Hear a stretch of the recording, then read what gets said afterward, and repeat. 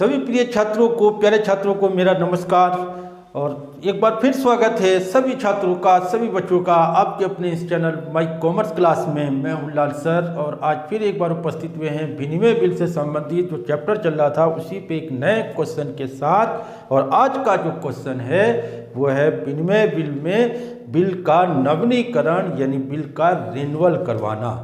तो इसी को हम आज सॉल्व करेंगे। तो सबसे पहले मेरा उन सभी छात्रों से अनुरोध है जो हमारे चैनल पर नए आए हैं या जिन्होंने हमारे चैनल को सब्सक्राइब नहीं किया वो हमारे चैनल को सब्सक्राइब करें और वीडियोस को लाइक करें, क्योंकि आपको अकाउंटिंग से संबंधित बहुत ही इंपॉर्टेंट जो बहुत ही टॉपिक जो महत्वपूर्ण होते हैं, जो पेपर में आने वाले होते हैं, वो सारे टॉपिक आपको हमारे चैनल पे हमारी वीडियोस में मिलेंगे ताकि आपको पेपर करने में किसी तरीके की कोई प्रॉब्लम ना आए। तो देखते रहिए हमारे चैनल में वीडियो को। और आज सॉल्व करते हैं बिल का नवीनीकरण किस तरीके से किया जाता है। तो देखिए यहाँ पर दो साझेदार हैं, दो व्यक्ति हैं। 1 मई 2024 को रवि ने मोहन पर 1000 रुपये का बिल 3 माह के लिए लिखा है, जिसे मोहन ने स्वीकार कर लिया। और 1 जुलाई को मोहन रवि से 50 रुपये ब्याज के साथ 3 माह का एक नया बिल लिखने के लिए आग्रह करता है, यानी कि फिर नए बिल को लिखने के 3 महीना और डेट बढ़ाने के लिए। हो सकता है उसके पास पेमेंट देने में कोई दिक्कत आ रही हो, उस समय पेमेंट दे नहीं पा रहा हो, तो वो क्या करता है कि नए बिल लिखने का आग्रह करता है और उसके लिए बिना फायदे के तो नया बिल लिखा नहीं जाएगा। तो इससे कहता है भैया तो 50 रुपये मेरे से ले ले ब्याज के रूप में और नया बिल लिख दे, तो थोड़ा डेट बढ़ा दे आगे और नया बिल लिखा जाए। तो ठीक है, अगला व्यक्ति फर्स्ट पार्टी क्या कहता है, ठीक है भैया मेरे को स्वीकार है, मैं 3 महीने की लिखता हूँ, 50 रुपये ब्याज, कुछ ना कुछ तो ब्याज देगा ही, तो कुछ ना कुछ फायदा होने पर ही तो बिल को आगे बढ़ाया जाएगा। तो फायदा हो रहा है, तो क्या कह रहा है कि वो 50 रुपये ब्याज के साथ 3 माह का एक नया बिल लिखने का आग्रह करता है, जिसे रवि स्वीकार कर लेता है। देय तिथि पर नए बिल का भुगतान हो जाता है। दोनों की पुस्तक जर्नल लिखा कीजिए। दोनों के लिए हमने जर्नल करना है। सबसे पहले हमारा बिल लिखने के लिए जो लिखा गया उसको स्वीकार किया गया और स्वीकार होके आना। तो फर्स्ट पार्टी के यहाँ पर 1 मई 2024 में मई 1 को BR, तो यहाँ पर BR account debit to Mohan कितना 1000 रुपये का बिल स्वीकार होके आया है। तो पहला बिल स्वीकृत हुआ, एक्सेप्ट हुआ। और इसके यहाँ पर 2024 मई 1 में बिल स्वीकृत करके देने की हो गई। तो यहाँ हो गया एक Ravi debit to BP account, तो यहाँ 1000 बिल स्वीकृत करके देना। तो ये हो गया बिल स्वीकृत करके देना। ठीक है बच्चों। तो इसके बाद अब 3 महीने का बिल लिखा था। देखिए 1 मई से 3 महीने का बिल, 1 मई, 1 जून, 1 जुलाई, 1 अगस्त। ड्यू डेट कब हो रही थी 3 महीने बाद? 1 अगस्त को। और ड्यू डेट अगर पेमेंट देता तो 4 अगस्त देती, लेकिन वो 1 महीना पहले ही कह रहा है।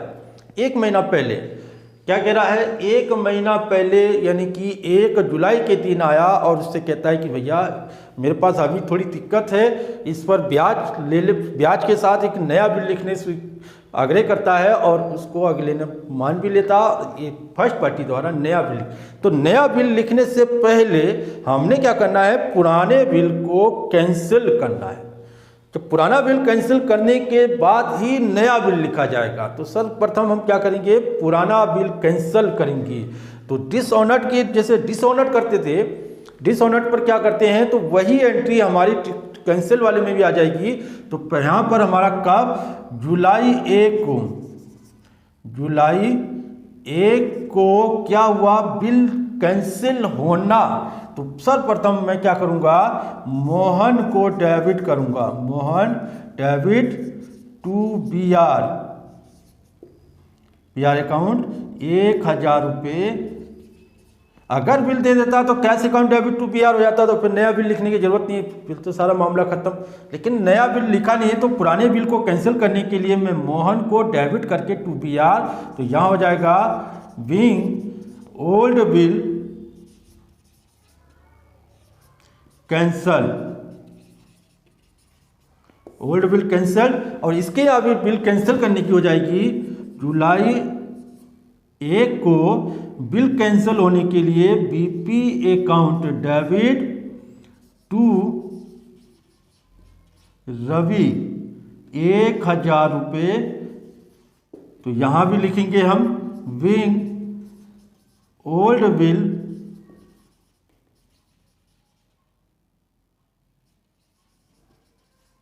कैंसल्ड, पुराना बिल दोनों जगह कैंसिल किया जाएगा। फिर जाके एक नया बिल ये लिखेगा और ये अगला स्वीकृत करके देगा।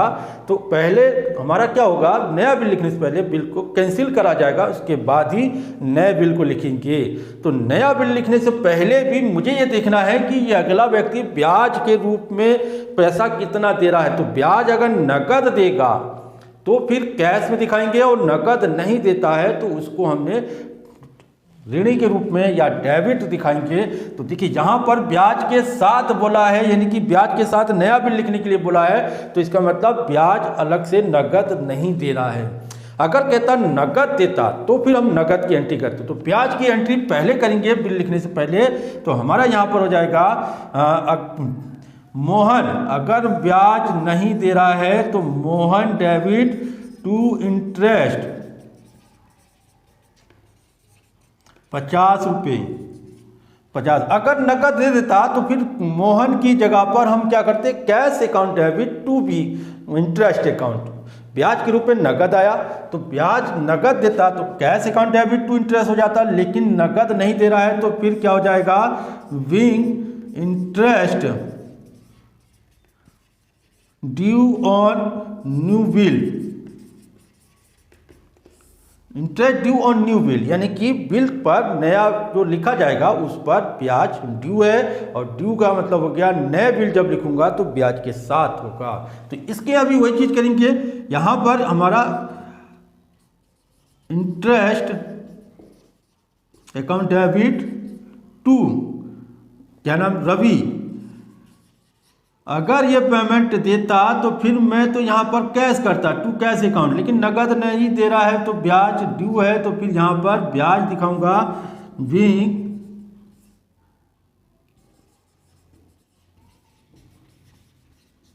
ड्यू, क्या हो गया, इंटरेस्ट ड्यू हो गया।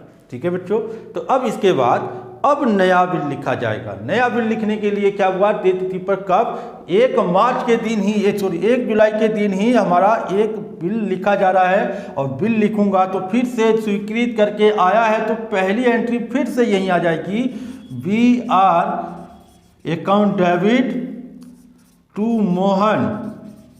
लेकिन अब की जो बिल लिखा गया उसमें क्या है, ब्याज शामिल है। तो 1050 रुपये हम यहाँ पर ब्याज के साथ नया बिल लिखा और अगले ने स्वीकृत करके दिया है। तो B R account debit to Mohan, तो यहाँ हो गया बीइंग न्यू बिल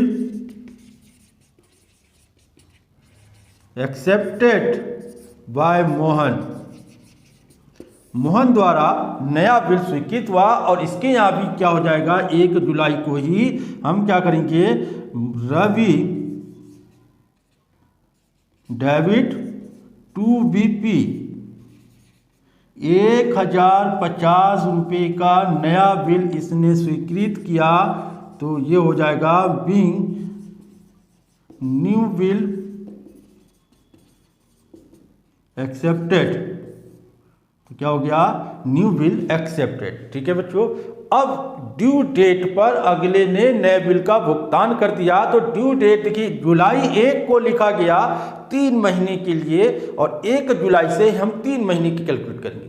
3 महीना भैया, 1 जुलाई, 1 अगस्त, 1 सितंबर और फिर 1 अक्टूबर। 1 जुलाई के बाद 3 महीने बाद जो डेट आएगी, अगर डेट की कंफ्यूजिंग हो तो आपको मैंने पहले भी बता रखा है। मान लीजिए 1 जुलाई 1/7 को बिल लिखा गया, तो 3 महीने के लिए है, तो जुलाई का 7वां महीना होता है, तो 3 महीने इसमें जोड़ दिए, मंथ में मंथ जुड़ जाएगा, डेट में अगर पेमेंट देता है तो 3 दिन हमने और जोड़ना है। 3 दिन जोड़ दिया तो हमारा हो जाएगा 4, 7, 3, 10, यानी कि 4 अक्टूबर को पेमेंट हुआ है। और 4 अक्टूबर को अगले ने पेमेंट कर दिया। तो यहाँ पर हो गया अक्टूबर 4 तारीख में अगला पेमेंट दे रहा है, तो क्या हो जाएगा BP account debit to cash account 1050 रुपये। तो ये हो गया being new bill paid on due date. इसने नया बिल ड्यू डेट पर पेमेंट कर दिया है। तो अब इसके यहाँ भी पेमेंट आया, पैसा आया है, तो इसके यहाँ भी कब हो जाएगा अक्टूबर 4 तारीख में cash account debit to BR account 1050 रुपये 1050 रुपये। ये हो जाएगा being new bill paid by Mohan on due date. Due date पर मोहन द्वारा नए बिल का भुगतान कर दिया गया।